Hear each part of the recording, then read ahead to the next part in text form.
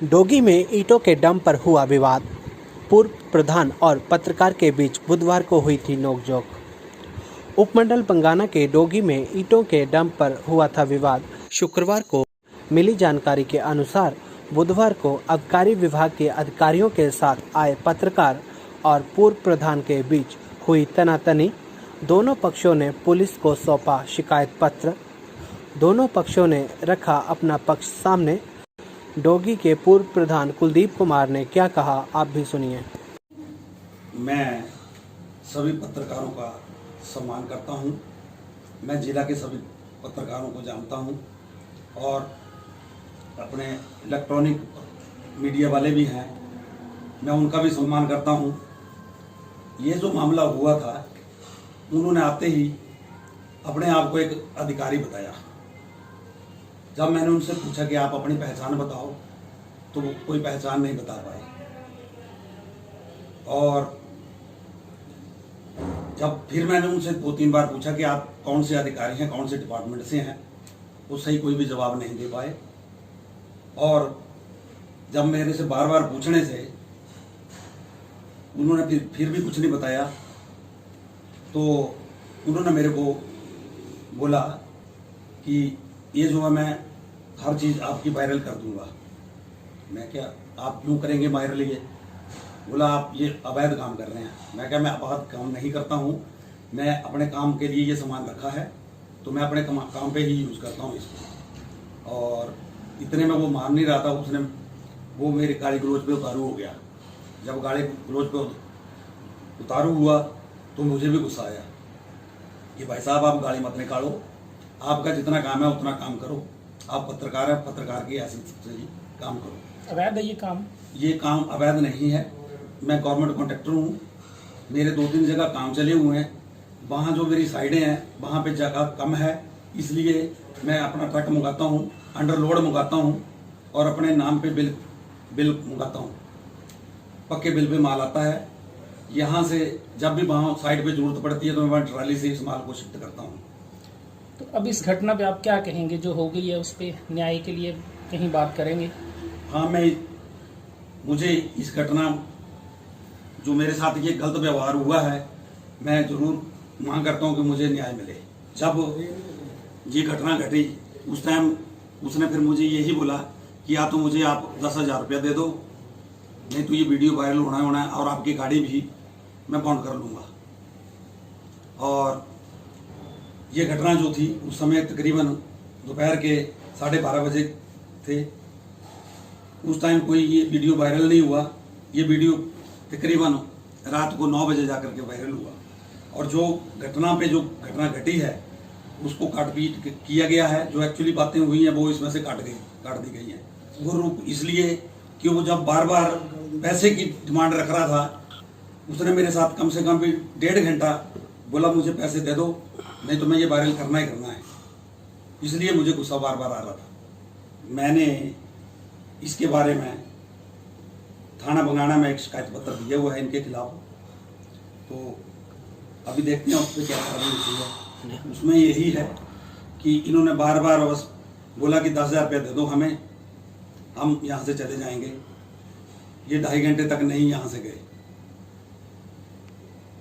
मुझे इन्होंने मजबूर बार बार यही बोल रहे थे कि नहीं तो ये वीडियो वायरल होना ही है।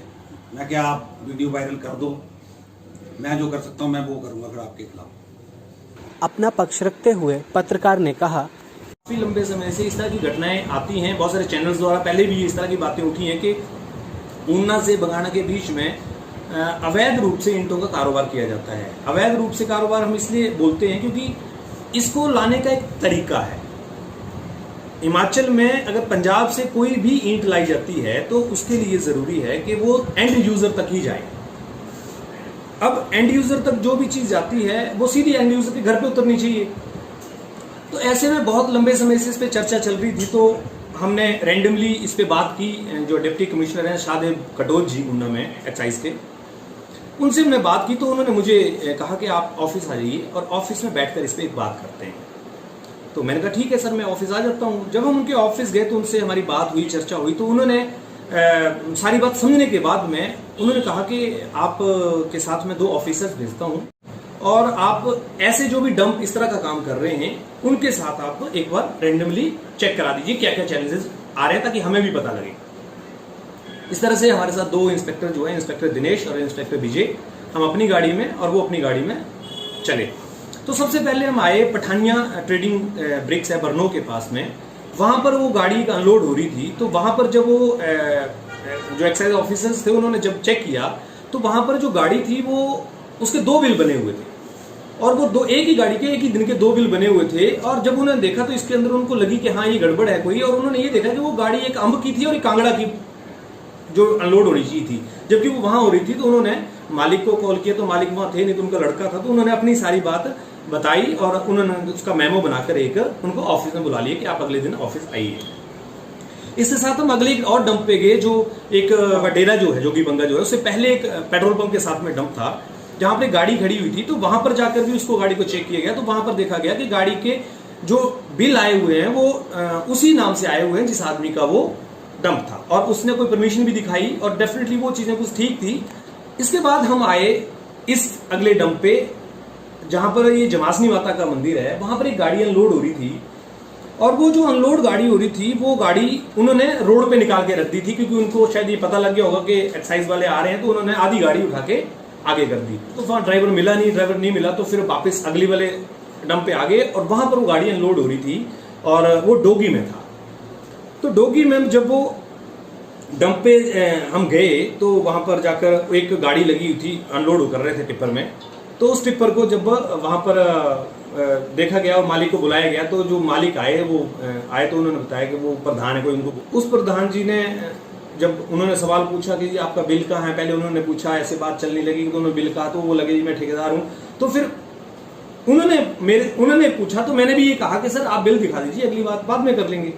तो उन्होंने पूछा कि जी आप जनाब कौन? तो एक्साइज वालों ने ही कहा कि आप वीडियो में भी सुन सकते हैं, उसमें उन्होंने कहा कि ये मीडिया से हैं। अब जैसे वो मीडिया से बात हुई और मुझे उनकी बातों से ये भी अभी आगे वीडियो में आप देखें तो पता लगा कि वो मेरे को जानते थे पहले से, जब भी उन्होंने बातें बोली हैं कि जी मेरे में आके तेरे में ऑफिस में तेरे को मारूंगा और तेरे को मेरे में तूने बदमाशी करी होगी, इस तरह की बहुत सारी बातें उन्होंने बोली। इमीडिएटली वो इतने क्रोधित हो गए कि क्रोधित होते होते वो बात धक्का मुक्की पे चली गई। अब मैंने भी ये समझा कि अगर इसको प्राइवेट प्रॉपर्टी से दिक्कत चल रही है कि जी मैं प्राइवेट प्रॉपर्टी में क्यों खड़ा हूं, तो मैंने अपने लड़कों को बोला कि चलो ठीक है हम रोड पे खड़े होते हैं, आप वहां से कवर कर लो। लेकिन वो व्यक्ति मानने वाले नहीं थी, वो इतनी तहश में आ गए, इतनी गंदी गाली गलौज करने लगे, इतना कुछ करने लगे कि वहां पर आप समझ सकते हैं किस तरह का माहौल है, आपने पूरे वीडियो में देखा।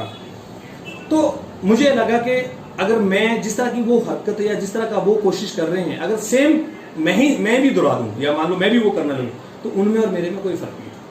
तो मैंने कोशिश किया कि उस सारे मॉब को, उस सारी घटना को मैं किसी तरह से कंट्रोल कर सकूं, उनको समझाऊं, उनको बताऊं, क्योंकि देखिए गुस्सा वाकई में बुरी चीज होती है, जब चाहे वो उनको आए चाहे किसी को भी आए। ऐसे गुस्से में अगर मैं भी मान लो उनके साथ लड़ पड़ता तो शायद बहुत कुछ हो सकता था। उन्होंने ईंटें तक उठाकर मार दी, उन्होंने पानी का गिलास तक मुंह पे मार दिया, उन्होंने धक्का मुक्की कर दी, मेरे लड़कों को भी मार दिया, कैमरा तक तोड़ने का प्रयास किया। अब इतनी सारी घटना के बाद में आप बताइए, अगर मैं गलत था, मान लीजिए कि मैंने उनसे बिल मांग लिया, तो पत्रकार अगर आपसे कोई चीज मांगता है तो आपके पास अधिकार होता है, आप उसको बोल सकते हैं कि सर मैं आपको नहीं दिखाऊंगा। ये तो अधिकार है ना किसी व्यक्ति के पास में। पत्रकार अगर आपसे बोलता है कि सर आपके डॉक्यूमेंट कहां हैं और पत्रकार को आपको जवाब नहीं देना है, तो आप पत्रकार को बोल दीजिए सर मुझे आपको जवाब नहीं देना है, दैट इज ऑल।